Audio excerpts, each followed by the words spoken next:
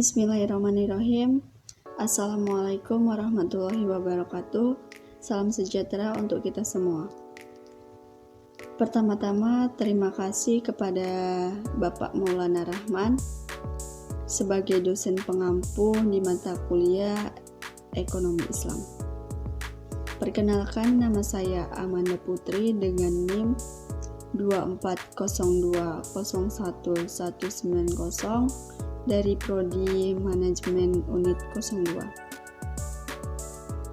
Di sini saya akan membawakan materi tentang kebijakan moneter Islam. Nah, sebelum lebih lanjut, kita harus terlebih dahulu mengetahui kebijakan moneter Islam. Jadi, kebijakan moneter Islam itu ialah kebijakan ekonomi yang sesuai dengan prinsip-prinsip syariah dalam Islam yang melarang riba, horor, dan spekulasi. Nah, materi selanjutnya itu ada konsep uang dan sejarah kebijakan moneter Islam. Konsep uang dan sejarah kebijakan moneter Islam ini terbagi menjadi dua, yaitu yang pertama ada uang, yang kedua ada fungsi uang. Nah, uang itu dalam ekonomi didefinisikan sebagai sesuatu yang dapat digunakan sebagai alat bantu dalam pertukaran. Yang kedua, fungsi uang pada dasarnya berfungsi sebagai alat transaksi yang berguna sebagai refleksi dari nilai sebuah barang atau jasa. Lalu ada juga nih fungsi utama uang dalam teori ekonomi konvensional. Yang pertama itu ada sebagai alat tukar, yang kedua itu sebagai alat kesatuan hitung, dan yang ketiga itu sebagai alat penyimpan atau penimbun kekayaan. Nah, selanjutnya itu ada larangan bunga atau riba dalam Al-Quran. Yang pertama itu bunga atau riba dalam bahasa Inggris disebut usyuri. Dalam ekonomi konvensional identik dengan riba. Yang kedua, riba secara bahasa adalah tambahan. Yang ketiga, para ulama fikih mendefinisikan riba dengan kelebihan harta dalam suatu muamalah dengan tidak ada imbalannya atau gantinya. Yang keempat, riba adalah tanggungan pada pinjaman yang biasanya dinyatakan dengan presentase dari uang yang dipinjamkan. Yang kelima, riba menurut Al-Quran. Riba menurut Al-Quran ini terdapat pada surah Al-Baqarah ayat 125. Jadi riba menurut Al-Quran ini adalah setiap penambahan yang diambil tanpa adanya satu transaksi pengganti atau penyeimbang. Ada juga larangan menimbun uang atau harta. Nah, larangan menimbun uang atau harta ini sendiri itu terdapat dalam surah At-Taubah ayat 34 sampai 35. Selanjutnya ada tahap pengharaman riba dalam Al-Quran. Nah, di sini tuh ada empat tahap larangan riba menurut Al-Quran. Yang pertama itu nasihat bahwa Allah Subhanahu wa Ta'ala tidak menyenangi orang yang melakukan riba.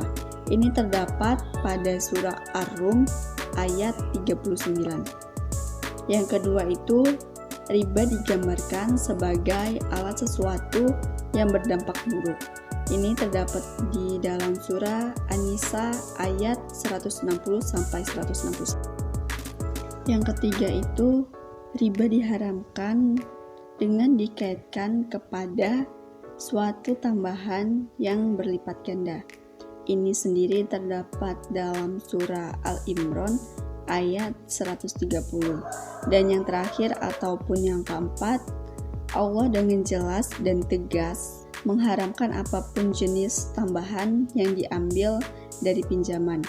Ini terdapat dalam surah Al-Baqarah ayat 275 sampai 280. Materi selanjutnya itu ada hikmah pelarangan riba. Hikmah pelarangan riba ini ada beberapa. Yang pertama itu ada pengembangan peluang investasi dan mencegah pemanfaatan untuk tujuan yang tidak islami. Yang kedua, menciptakan koordinasi dan keseimbangan antara uang dan produksi barang.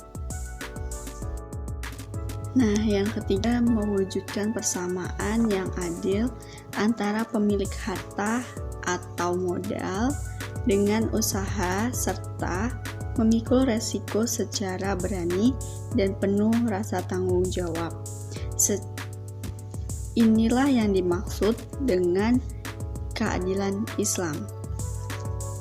Yang keempat itu ada mencegah eksploitasi. Yang kelima itu ada menghindari krisis keuangan. Yang keenam itu ada ketaatan kepada Allah. Dan yang terakhir ataupun yang ketujuh itu ada mewujudkan keberanian dalam ekonomi. Harta yang diperoleh melalui cara yang halal termasuk bebas dari riba, membawa keberkahan dan ketenangan hati.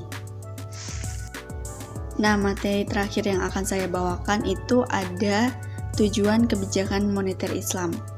Tujuan kebijakan moneter Islam ini ada di dalam surah Al-An'am ayat 152 yang artinya, dan sempurnakanlah takaran dan timbangannya dengan adil.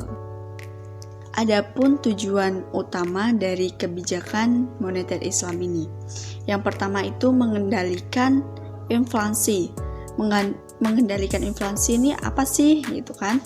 Inflasi yang tinggi dapat mengurangi daya beli masyarakat, sementara deflasi dapat menghambat pertumbuhan ekonomi. Yang kedua ada stabilitas nilai tukar.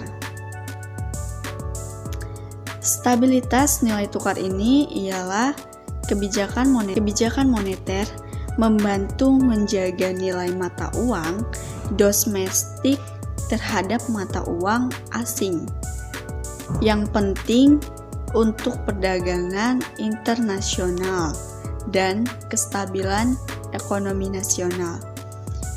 Yang ketiga ataupun yang terakhir ada meningkatkan kesejahteraan masyarakat dengan menciptakan stabilitas harga, mengurangi pengangguran, dan menjaga pertumbuhan ekonomi.